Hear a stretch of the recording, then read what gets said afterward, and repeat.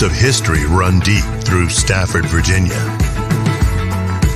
We've raised leaders, featured artists, and honored those heroes among us. We've learned from the battles fought, and we look to the future with hope.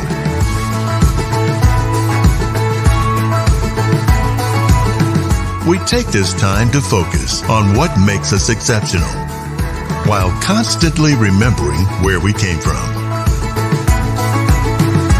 We're always open to fresh ideas and innovation, and savor all of the flavor at our fingertips.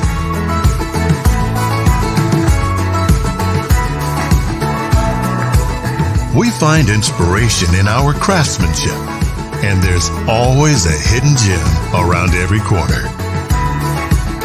Find yours. Rediscover Stafford.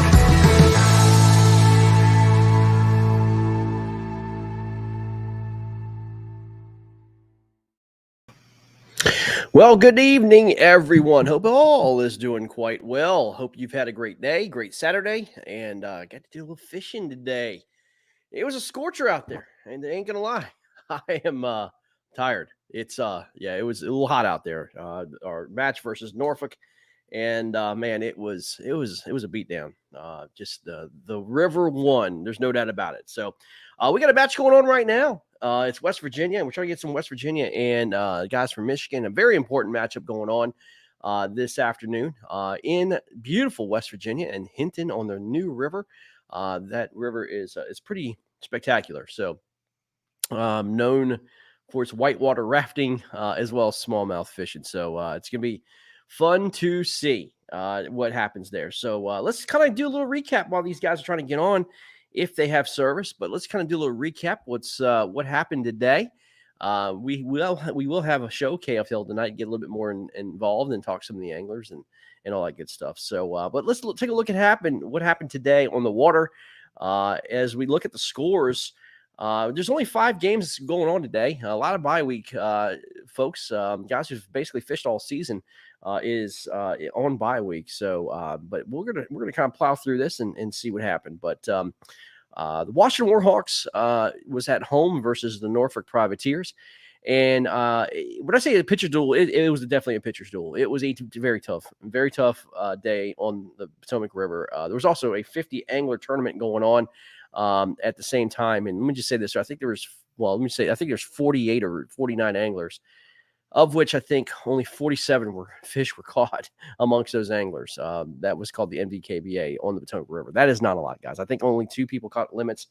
So it was absolutely brutal. And as you can see, the Washington Warhawks squeaked by 59.5 and beat the Norfolk Privateers to 28. So as you can see, it was a tough day. I could say a lot. I could talk a lot of trash, but I know how tough it was, man. And I'm tired. So I'm going to give the Norfolk Privateers some due respect and let them know, man, look, it was the same kind of a game that we had on Lake Chesed with them. They took their home game. We took ours. We split the season. And we're just going to leave it at that, man. Norfolk Privateers, we're going to talk about the playoffs and implications for them. I don't know if it did too much damage to them, but it's definitely going to make next week's game for them a whole lot more important for sure. So they do take the loss, kind of relieve the 2 top teams in the South, which was Alabama Hammers and Lone Star Bandits. So we're going to get on all that a little bit later in KFL tonight. So, and the next one, the game, I'll tell you, this was a great game. It looks like it was a pretty tough go with them as well. But Arkansas Hogs takes out Southeast Texas Rough Riders 150-117. Arkansas Hogs does it again at home, protects their house at Lake Conway, and does quite well with their home game. So, I have to give them credit, man. They struggled a little bit in the beginning of the season, and they turned it on. They got some key acquisitions for that team, and it seems to be working out very well for them. I would look out for them come next year. There's no doubt about it. I don't know if they're going to be in playoff contention, but we can all look at all that and see how that shakes out for them. But these guys are not laying down for anybody, and they pretty much damaged Southeast Texas Rough Riders playoff chances there. They had a chance to really do something on the road. They didn't, and Southeast Texas is going to be really tough for them to make the playoffs at this point. They need a lot of help for that to happen. Lone Star Bandits takes care of business on Athens. Takes out Louisiana Hurricanes 190 to 170. Looks like 173. Hold on, let me see here. Got to widen this out a little bit. 173. So again, 17-inch difference there. Lone Star Bandits just put big fish on the board constantly. And man, they just absolutely takes care of business at home again. And they are undefeated, guys. They're 5-0. That is just super impressive. That team is rolling in all cylinders. They're fighting for home field advantage. And let me say this, it's going to be very tough to go to Texas and beat those guys at home. There's no doubt about it. So, it's going to be tough. So, anyway, we're looking forward to see what happens to them coming forward. They've got one more game left, and they could go undefeated through the season. And that puts a lot of pressure on Alabama. Alabama will be in Florida this coming weekend, and then they have a makeup game to Indianapolis, which will determine playoff position. So, again, that's very, very important. Florida Copperheads takes care of business at home. I will tell you, this was a blowout early. Florida Copperheads was really taken out of Carolina Casters. Arlie Minton came out firing later in the day, put up a lot of big fish on the board.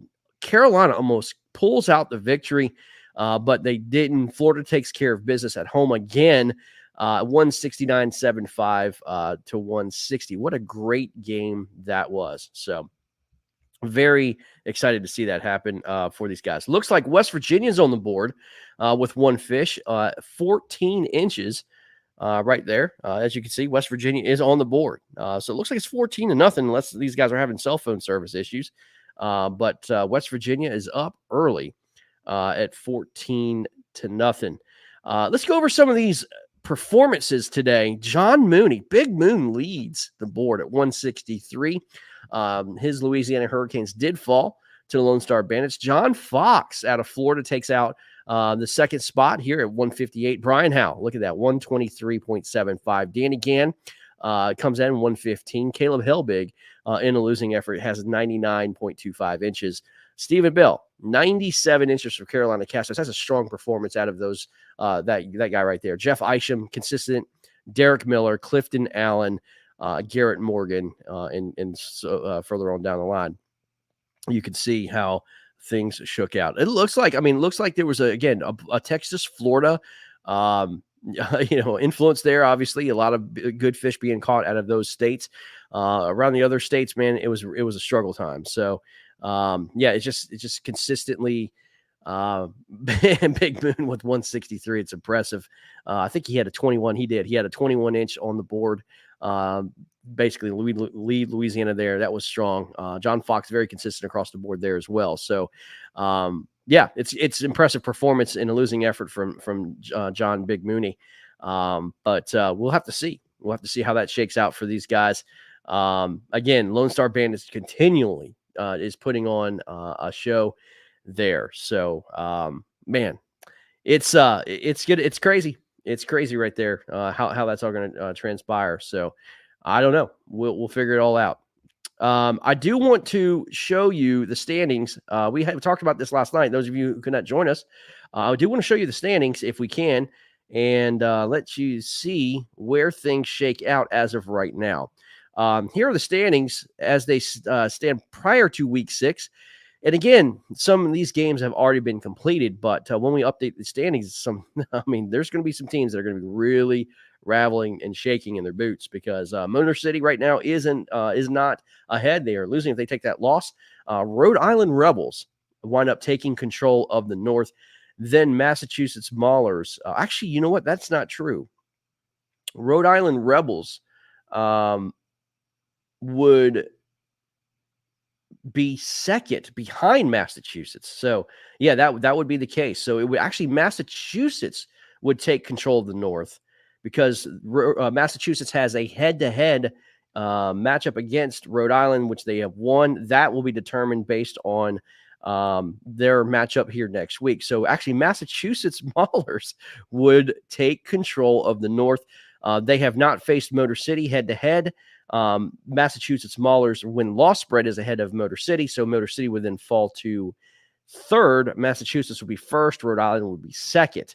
So that home field advantage would matter in next week's matchup between those guys at Rhode Island. So that is going to be really cool to see how that all shakes out. But Massachusetts Maulers would take control of the North if Motor City Ambassadors lose. So, and then West Virginia comes to Washington next week.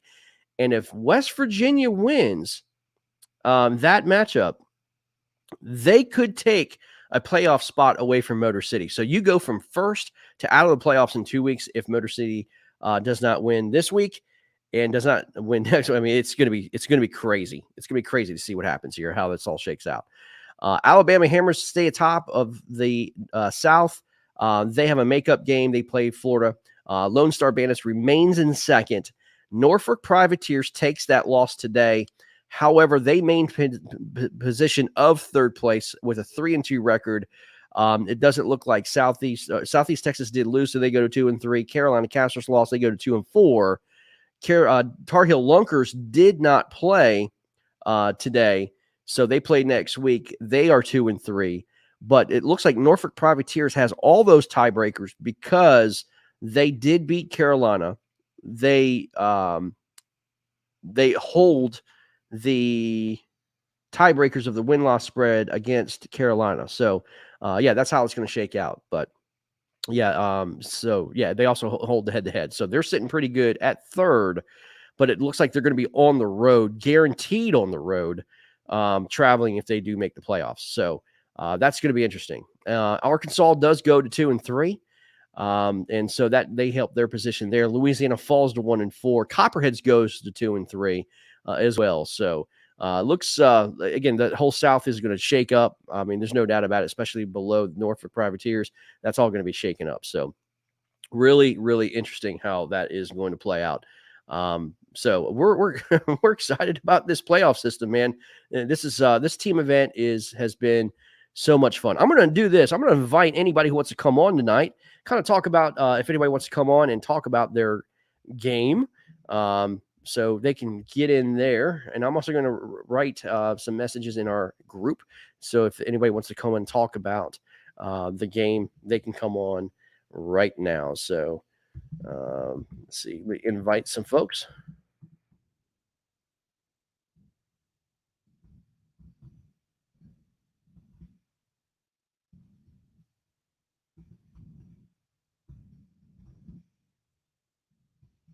All right, there we go. Invite some folks in, see if anybody wants to come on, talk about what is going on in the life of their team. So, it looks pretty good. That looks fantastic. But how that all shakes out is gonna be interesting. So I hope everybody had a great day, man. I hope you are following along. Again, a lot of different shakeups, man. I'm gonna tell you something. Let me just talk about from the Washington Warhawks standpoint. It's been a struggling season for us. There's no doubt about it. It's tough going on the road when you're 0-3, 0-4. And then you come home and then you're supposed to defend your house, and we have no playoff aspirations. I am super proud of my team. Even though we're not going to the playoffs, they still kept their head down. They grinded through. They had pride. They knew that other teams were depending on what we did, and we wound up pulling it out. So I want to give my team a huge thank you for just their preparation and the all the stuff that they did this week to try to prepare for this game. It was not easy, guys. This game was not easy at all. As you can tell, but 59.5 to 28 is not what you want when it comes to fishing. But the river was fishing like that. And to be honest with you, kind of the whole mid-Atlantic has been fishing that like this for quite a while. So it's been tough. It's been tough, no doubt. But we're not going to give up. We have a mentality on our team, man. You never give up.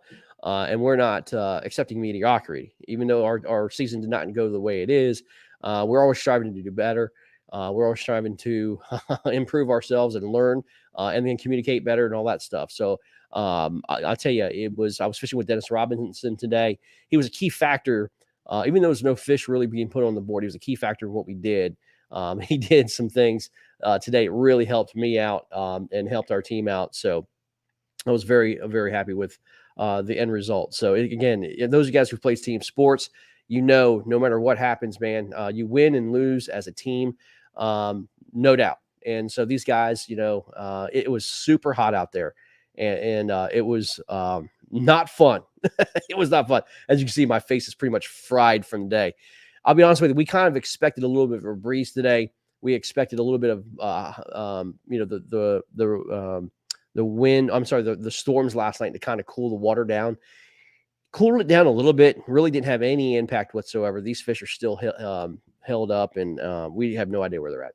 I'll be honest with you, they're under a pile of grass, miles of grass. We can't figure it out. So, but we do appreciate all the congratulations. We thank you for that, Brad and James. Thank you, Jim. Good job today on the broadcast, my friend. Excellent, Dave. It's always good to be on the air with Jim Johnson. He is a professional, no doubt, and brings a lot of great things to the table while we're fishing. So it's great. So a lot of fun. But guys, yeah, we let's see. Yes. Now.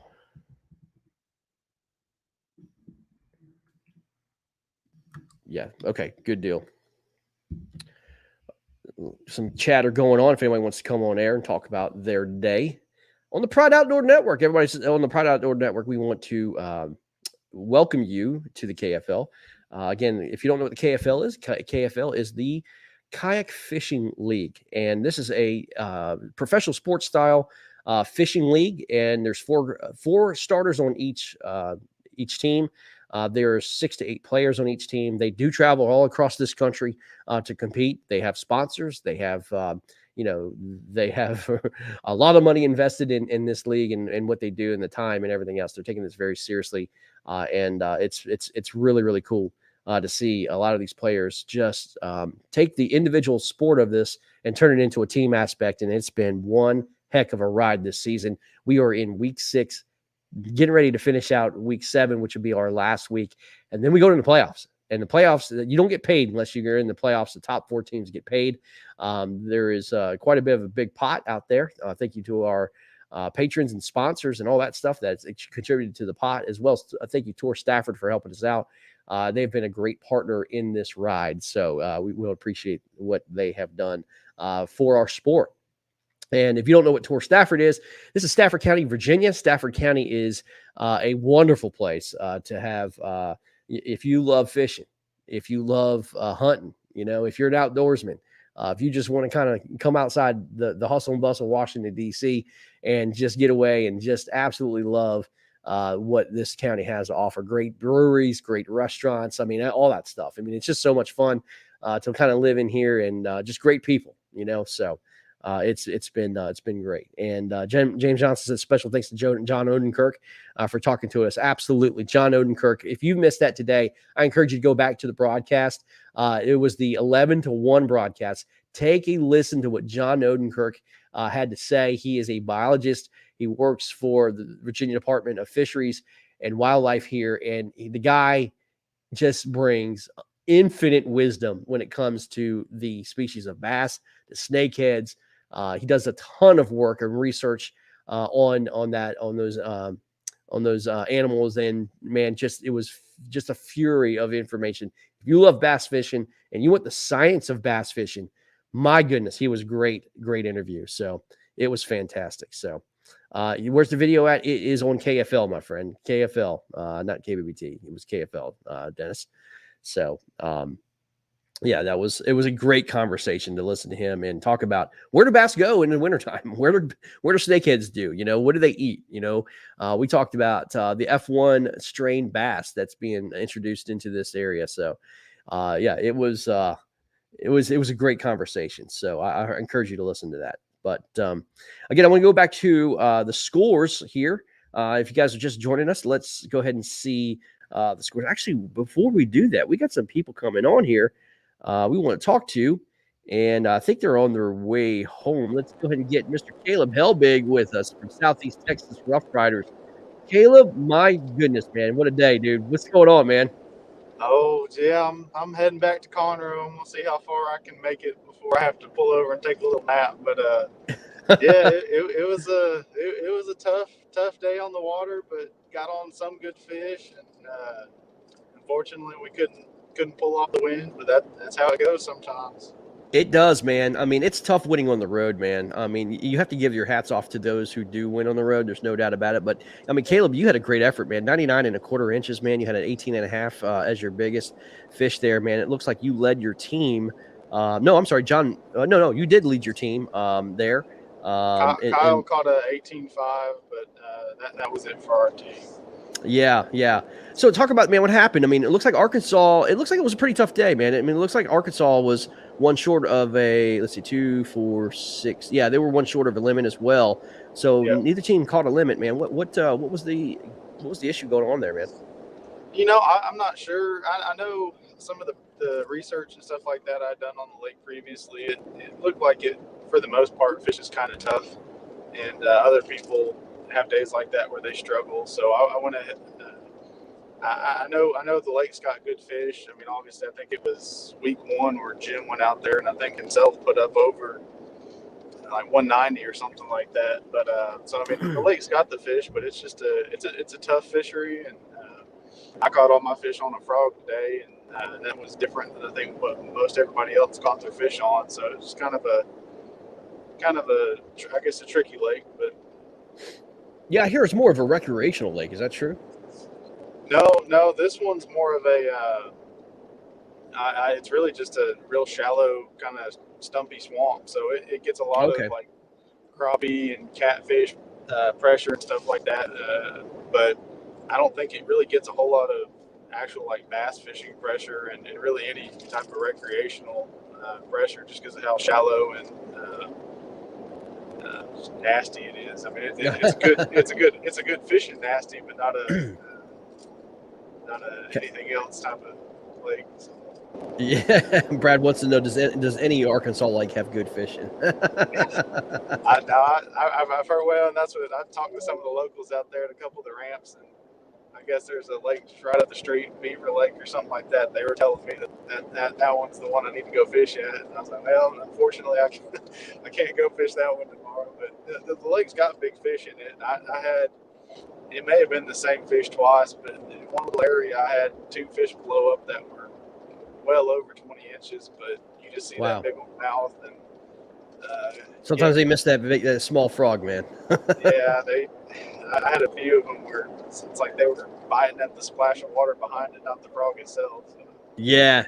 So talk about frog fishing, man. I mean, that's something that you guys do a lot down there, man. Those of you who are new, kind of fishermen, talk about your technique, man, with frogs. What kind of frogs you use, and talk about, the frog game is a risk reward game, man. It's a big bite, but you do miss a lot, Yeah, it's one of those. It does pull out some of the bigger fish. It's sometimes you have to slow down a lot more. I mean, it pulls big bites, but sometimes you have to work that frog a lot slower to get those big bites. Today, I was actually working it fairly fast when I got the bites. I don't really have too much of a preference on frogs. I like the booyah frogs. They're cheap. They walk good, and they're cheap. So, it's every lake's a little different. I've got lakes where you have to walk that frog as slow as you can to pull the bites, and some lakes where the minute it hits the water, that they just attack it. And that's kind of how it was today. I was walking it fast, and you almost wonder if you're just kind of pulling that reaction bite, just getting it in front of their face where they're reacting to it and just attacking it. It's always a fun bite. I mean, even the ones that don't connect. Oh, it's a great bite. It's a great bite, man. Oh, yeah. Yeah. So, are you the kind of guy that likes the once that blow up happens, just set the hook as hard as you can, or you like to just let it sit, count to 3, and then set? I don't really have I guess a necessary number I count to or anything. I know, and part of it I have noticed if the fish is far away from me, usually I'll have a little bit of slack in my line anyway. So by the time I get my slack reeled in, it's that time to go ahead and just swing for the fences. I do if I get a bite like right at the kayak or something like that, I've forced myself to just kind of pause for a second or two before I a swing. But I mean, when I swing, it's I'll send 10, 12 inchers 50 feet behind me. if it don't connect, you got one chance to set that hook and get that thing out of that cover, and I'm swinging. They're on a Six Flags ride, right? Or a roller coaster they've never seen before. Yeah. Same thing flipping pitching. You swing hard, and you watch it pass by. Well, Caleb, you're used to catching monsters, man. So, you never know what's on the back of your mind, man. I mean, it's just, it's insane. Well, and it's lakes like that where I've been on lakes before where you just catch a bunch of little dinks, and then the one time you get that big bite, if you've been catching a bunch of small fish, that big bite will get you off guard, and you're not ready for it. So you treat every single one of them like it's a big bite. Oh, 100%, man. Absolutely. You got to, man, and sometimes those little ones need to learn their lesson. Oh, yeah. I mean, that's a lesson they'll never forget. Welcome to the world of fishing. That's right. So do you make any altercations to your frogs, man, like bending the hooks up a little bit, or do you just kind of just run out of the package? No, not really on those. At least on that frog, I've never really messed around with that. I do kind of I trim the tails down a little bit from how they come with the package. I don't really have no specific. I think I'll leave probably about an inch or so, maybe a little more off the back, just enough to have some stuff there. But I don't want them biting at that. I want them biting at the actual body of the frog. But I don't really mess with the hooks or anything like that. Yeah, like that. I really just run those frogs. I've heard of people, certain frogs doing better than others, and having to worry about that more than others. What kind of communication did your team have today? I mean, I know that you were probably on a frog bite, but I know Kyle and Lisa were there with you. What was the communication like today? And, what do you guys think you could have done better to maybe pull out the victory? I think if we would have had a little bit more time, to put some time on the lake. I didn't actually get to fish yesterday.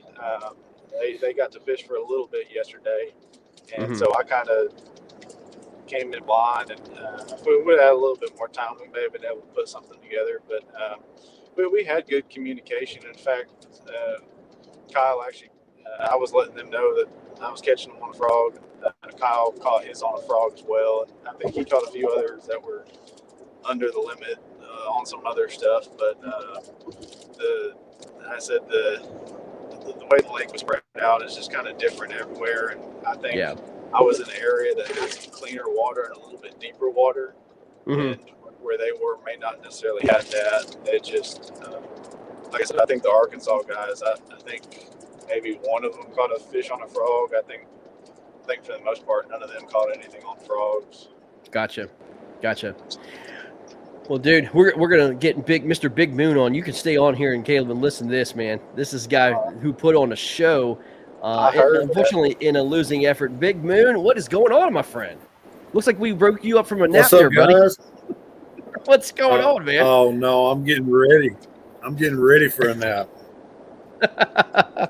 Well, man, I guess it's kind of a win-loss thing for you, man. You did a fantastic job today with Louisiana's effort, man. You guys came up a little short on Athens, but I mean, Big Moon, you had a great day, man. Let's talk about your day, bud. Man, I didn't even know that I'd caught that much. Started off pretty slow. Had a couple of small dinks off of a black buzzbait. And I was basically on the end of Athens by myself, and I like that dirtier water. After the morning bite, just topwater didn't seem to pan out for me. I swapped over to my punching rig, and I punched hard for about 3 hours. Just couldn't put anything together with that, and then had to break out the old wacky rig. Saying, hint, Caleb. What was that? Yeah, I'm gonna get Lisa on too. Hint, Caleb. Good evening, Lisa. We got that one coming up. Championship. Oh What's yeah, no, I'm listening. Hey. Oh yeah, I'm taking notes. Yeah, yeah. Where exactly did you catch those at? I'll take some GPS Hey, coordinates. Lisa. We got the championship out there in a little while.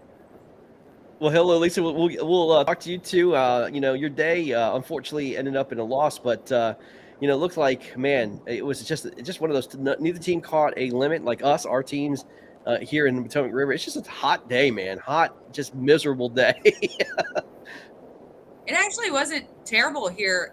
Yesterday, pre-fishing was really, really hot. Today, a front blew in overnight, and it was actually pretty decent. Okay, well, good. Yeah, we had a storm come in, but it didn't do jack crap about the weather. It just made things worse, man. Yeah, it was something else. So, but yeah, I mean, it's there's a lot of shakeup going on in the south region, and you guys have a part of that. You guys fall to 2 and 3, but we'll have to see what happens with Norfolk. We did our part for y'all. We were hoping you would do yours. I know. Yeah, and I was like, if we just win and Norfolk loses, it'll be all right. And then we lost, and I was like, oh. Yeah. But I broke a drive a few weeks ago on when we were pre-fishing choke. I actually lost my drive for my kayak. Oh my gosh. I was going down this bumpy oil field road, and one of my clips broke and it flew out, and I never found it. I ordered a new one from Duke in Mariner Cells, which he's great, but he got to wait on Native to ship it, so I don't know when it's going to get here. And so Scott let me use his drive because we have the same kayak, and I broke his. I got lodged up on a stump, and I don't know, it just sheared something in there, and are you allowed to come back home? I know, right? I don't know. I don't know. He has the new parts ordered. They're supposed to be there on Monday, so I think it'll be okay. I'm paying for it, so. Like, he ran my phone over last weekend, which is why I'm having so many problems with my phone this weekend. He ran my phone over, so I got a replacement. You guys sound like a great couple. Right? Breaking drives, breaking phones. Wow. That sounds very exciting. Big man, I'm going to get back to you, buddy. I mean, man, talk about these Lone Star Bandits in your team, man. I mean, it sounds like you guys have a little bit of a rivalry going on, man. But I mean, they come up with 190 inches. You guys have both of you guys did very well today. Have you heard what the key to their success for the bigger bites were? Or were they fishing deeper water? I mean, do you know what they did to win? Yeah. The only thing that I do know is they were on the opposite end of the lake I was. The two bigger bites came off a lot clearer water. I would imagine it was deeper water. Most of my fish came in 2 to 3 foot. Right. There was a little bit better quality there about a month from some information that we had got from Blake Knight. That was when he put up his 100+ day. Yeah. I was on the phone with when that happened. In there. Yeah. That was an awesome day for him, and we grinded it out today. We had good communication between all 4 of us. Yeah.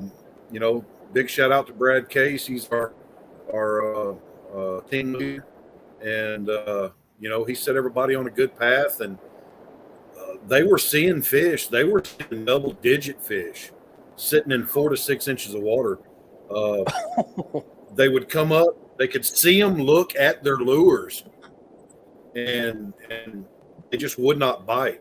Now, last night they did wind up having a night fishing tournament. And those guys were pulling out as we were putting in this morning. And hammered on pretty good last night. And then we had a lot of boats on the lake today. They had a boat tournament. Southeast guys, there was a few of them down there pre-fishing. It's a little lake. It has a lot of pressure on it. Yeah. We just couldn't overcome it. Try yeah, hard. I mean, Oh no, I mean you guys put on a great show. Both your teams. I mean Southeast and Louisiana put on a great show. I mean again, it's hard to win on the road. I mean it's like any other professional sport, man. You know, it's hard to win on the road. I wish I could get this dang phone to work while I'm on the water. I mean, I had real good signal today. I think it was taking like 10 seconds to submit through chaos. I cannot get this thing to work on SteamYard. I don't know what it is. I don't know. We would love to have that that beautiful content as you're on the water watching you swing some slabs. Hey, I had 13 minutes left and I lost a giant. Jeremy actually had watched me catch a smaller one just a few minutes before. I mean, you know, we were wrapping down. We were covering the same bank line right there at the end, and he come pedaling over, and I tossed up against the bank, and I mean, once again, about 6 inches of water. She come completely out the water, and I mean, she was just giant. Missed it on the first time, and about my rod tip, I could see my Senko sitting on top of a pad. That's how I knew she missed it, and I just kind of twitched it right off the pad, and she came up out of the water a second time and nailed it, and beautiful! Just wrapped me up in the stems, and I horsed her. I was excited. I would be too. She pulled loose. hey, Big Moon, we're not in a confession box, man. You can just let it go, man. Just let it go. It's okay. Say a couple Hail Marys, man. You'll be okay. Oh, hey. There were some choice words, and I probably would not have been live. I'm sure there was, man. my tone seems to carry, so you know. Everybody on the lake hears me. John, I mean, this goes for all y'all. I mean, you guys have impeccable individual accolades when it comes to fishing. You guys know what it's like to be in that individual pressure cooker. But talk about this format. I mean, the team aspect of it, how you got to prepare, how you got to communicate, how you got to share information, how different this is. And, you know, I mean, are you guys enjoying it? I do enjoy the concept of KFL. The issue that I have with it, though, is the crunch time. The amount of tournaments that are so close together. Yeah. And, you know, other than that, I love getting on the water for teammates. The communication there between everybody, whether we're on the phone or texting, messaging, you know, whatever, we're staying in contact, giving each other hints and patterns. It helped any angler just step their game up. You know, I've learned so much from Dwayne over the years, and this year, you know, especially. Brad, what a heck of an angler he is. You know, dude, I don't fish Alabama rigs, and he picks one up, starts putting 20s in the boat, and I'm like, well, let me try it out. And you know, he gives you a few tips and tactics, and catch some fish with it. You know, I like the head-to-head competition against four. It's real exciting at the boat ramp, you know, especially like today. There's one launch on the lake, so all Shotgun 8 guys start, meet man. up there. Yeah. Oh, yeah. And, you know, I think we had more animosity today from the bass boaters than kayakers worried about getting this cove or that cove. Right. And then right there at the end, everybody meets up. Everybody's exchanging information. You know, it's just it's a good feeling. You know, a loss sucks, but I can come home crying about it. Yeah, no, I got to see real good friends. Yeah, that's what it is. Catch up, you know. I got to ask you, did Clifton Allen behave himself? Yes, he did. Yes, he did. No way. I'm very proud of him. He We're did proud not of him, man. He did not spend the night at the ramp. I was surprised. I was like, "Is Clifton coming?" Usually he spends the night at the ramp. And right, man, I love Clifton. Clifton is he's a character. He's got this online persona that is not Clifton Allen. I hear that all the time about him. I really do. He's an awesome guy, and I like watching him move across the water because he's got to be like 6'5", something like 6'7". that. He's 6'7". Long legs. Wow. Yeah. 6'7".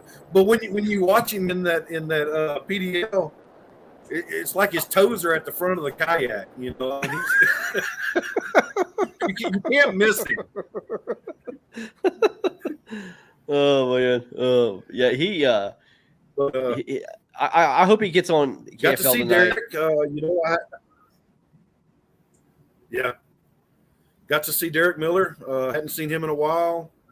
I bet you it's been a year and a half since I've seen him on the water. Wow. And love getting a chance to pick his brain. Man, electronics guru he is. Oh, definitely. Well, and engineer guru, Jim and I think one of his family members. They do all the building and stuff on those blue skies, and they're top notch. Mm. Well, you mean the shipbuilding companies who makes blue sky? The iron workers. Yeah. Oh my goodness. Well, how did y'all do today, Greg? I didn't even have a chance to. Big Moon. Actually, we took our first victory today, man. It was rough out there. I mean, it was. It Awesome. was the whole Potomac River shut down. Congrats on the win. Thank you, buddy. Yeah, it was, man. It was a tough go out there, brother. Oh man, it was. From what I heard, you caught all the fish. I did. Yeah. Well, I mean, again, it was just simple. Well, it wasn't really any pattern. It's just I refused to leave this area. I knew it was going to just regenerate fish. I caught a total of 8 fish, and 4 scoreable, and I missed 2. So, but I just refused to leave it, man. I was just like, you know what, spot lock all day right here. Who cares? You know what I mean? It's just going to happen. You know what I mean? But we're going to get another gentleman on, Mr. Garrett Morgan. What's going on, man, from the Arkansas Hogs? How you doing, sir? Hey, man, how's it going? It is going, man. Congratulations on another victory, my friend. Thanks, man. It's pretty competitive out here in this world. Well, to be honest with you, man, I mean, it looks like both teams, didn't catch limits, man. It looked like it was one of kind of like our matchup we had up here, man. But talk about what was the key to y'all's victory. I mean, both you and Corey look like to have a pretty good day. Yeah, man. Lake Conway, I was telling Lisa at lunch earlier, you can go there and just knock them dead some days, and then you go to the same spots in the same week, and they're just not there, or they're not eating the same, presentation. I mean, all week leading up to this, I've been catching fish on a frog.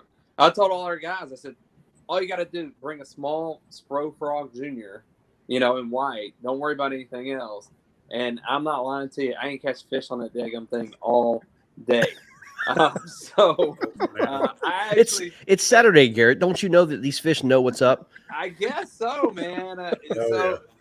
My first spot, I went there for numbers. Okay. I figured the rest of the team would pick one up here and there that were good size. So I was like, my home lake, I can go find a spot where I know there's I know a creek that has some water that's a lot cooler than the rest of the lake. And it had been holding a lot of bait. I went there this morning, that bait was not in there. And, I spent probably too much time in there. But eventually I told myself it's time to pull the plug, and went over to an area that's pretty famous as far as this lake goes, Palarm Creek. And, rode the boat lane and found a grass mat that was hung up on a stump punched through there and pulled up 18.5, and then it's kind of like, finally, okay, here we go. Right. Today went down a couple 100 yards further and threw a chatterbait, I think, directly on top of a fish because I never even cranked it and the line was taking off running. And then the rest of the day, I fished some clean water. Now on this lake, to find clean water, you're going to have to find vegetation. I know there's some good coontail grass in the back of Palarm, and I had been catching those fish on a frog, but I couldn't get them to chase a frog. I ended up switching to just a watermelon Cinco, downsized my line to one of my rods that had some 12-pound, Seaguar fluorocarbon on there, and just throw it in the holes in between the lily pads and cypress trees where I knew that coontail was, and just kind of let it sink down in there. And, I caught several fish there. Now, not all of them measured over 14 inches, but, we got enough of them on the board. I think I ended up getting to submit 4 fish. And then, I think Jordan Coffee ended up submitting 3 good ones. Mm-hmm. And Corey, had our back with 3 as well, and kind of contributed and just enough to squeak on with a win here. But well, that's all that matters, man. Again, like we were talking about, it's a team effort, Yeah. and that's what's so great about this is you can rely on teammates. Guys, I have a question for you. So this was brought up early in the broadcast. How frustrating is it? Like Garrett, you're talking about bringing frogs, which is it's really power fishing at that point, you know what I mean? And the chatterbaits, you're power fisherman at that point, having to kind of swallow your pride a little bit and, basically let the fish tell you what's going on. And then you're picking up Cincos and you're throwing whack-a rig Cincos. And, sometimes you got to throw, like a shaky head. I mean, to be honest with you, that's all I threw all day long was a shaky headed wood, man. I hate it. I literally hit the spot lock button all day long and just continually threw monotonously a shaky head in this wood and just wait for these things to reload. It was not fun, but you have to do what it takes to get the W, right? It's not my style, man. You just got to find a way to get bites. And I'll tell you, last year there was 2 KBF trail events on this lake, one on Saturday, one on Sunday.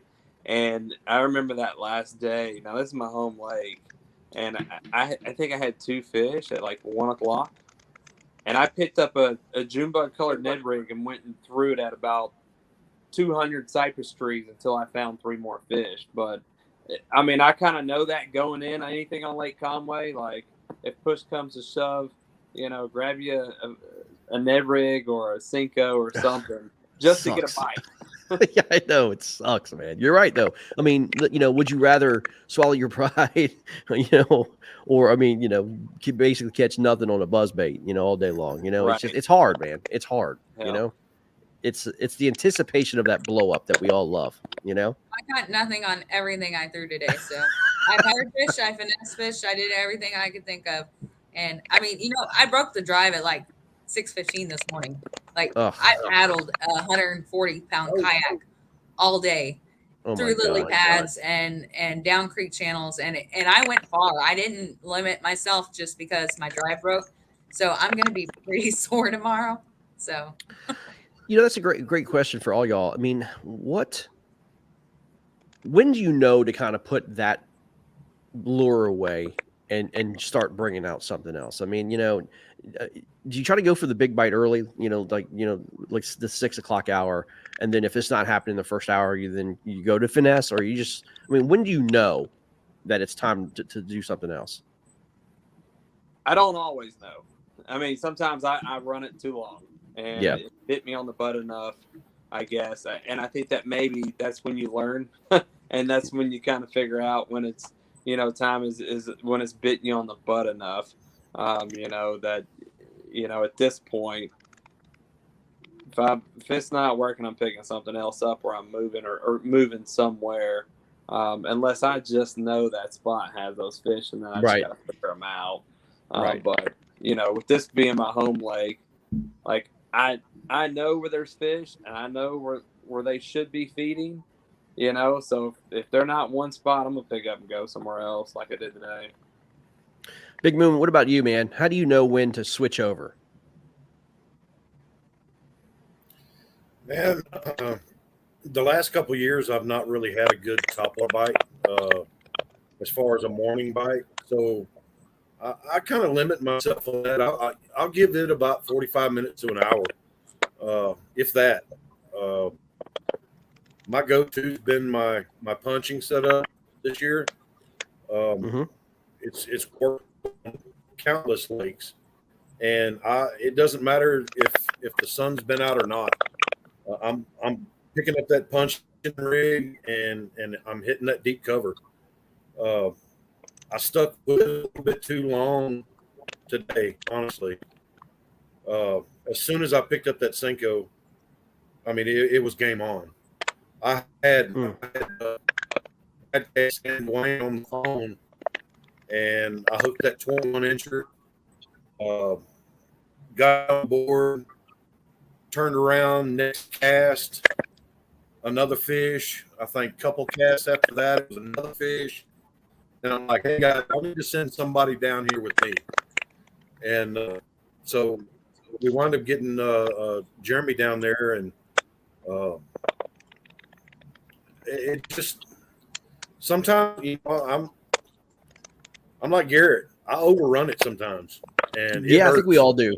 I know. I think we all do. There's no doubt about it. I mean, especially when these tournaments run about 6-7 hours or 8 hours or whatever it is.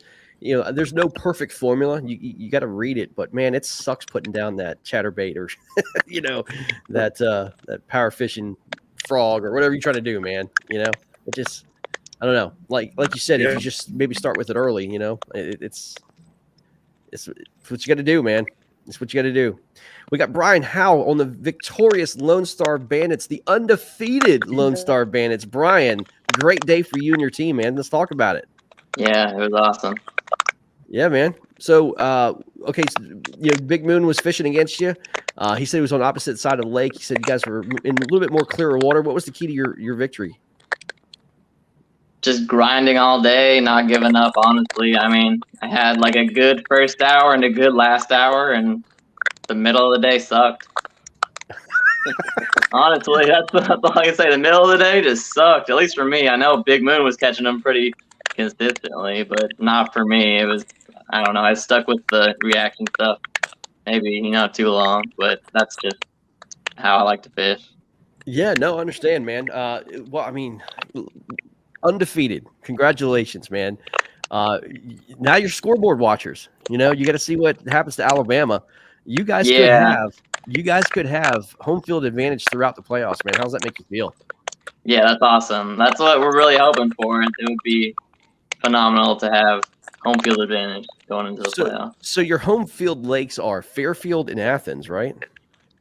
Yeah, those are the two that we picked, and I guess we could pick something else for the playoffs since we didn't use.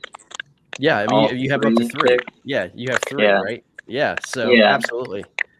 I just don't know, man. It would be very difficult to come to Texas, especially guys if it's Norfolk, or Alabama has to come to Texas. They can beat you guys on the home water, man. It's a long way to get your butts beat down. But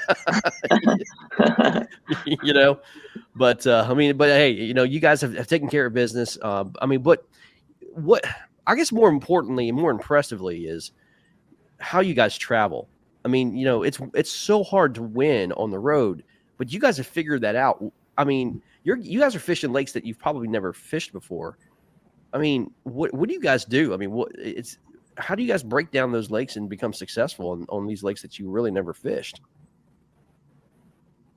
That's a good question, and honestly, I don't really know. You just go in and have an open mind, have a game plan, and just kind of just fish the moment. Don't get too dialed into one thing and think, oh, I have to do this, and it's not working. You have to adapt. Right. Do you guys quarter the lake out? There's four teammates. Do you guys just say, okay, I'm going to take this corner, this corner, this corner, this creek, or whatever you guys are doing, or you guys team up in an area and then try to break that area down? Well, the one time because I've only done one of the away games, and that was at Decker, which is like 3.5 hours maybe from my house. So I just went down there for the day and just practiced, and I think Jim went there too for that one, and we just kind of did our own thing. I mean, it was a smaller lake, so you can kind of just go wherever. But I think, yeah, honestly, like you just kind of covered. I don't know. I had been there twice before, so that one I kind of knew already where I liked to fish, and I just, practiced those areas. But for the Right. other ones, I think everybody kind of hangs out together in certain areas and pre-fish as a group somewhat. Yeah, that makes sense. Like sometimes, you can be like, oh, I want to hit up this ramp, but nobody else really wants to go there. You just go do it, and if it's good, then somebody else can come over there and check it out too. If it sucks, then right, you eliminated it. We got one more minute before we have to get out of here. We shut off our pride, but you finish your season. Arkansas Hogs come to your home lake. What lake is that going to be? Fairfield. Okay. I feel sorry for the Hogs.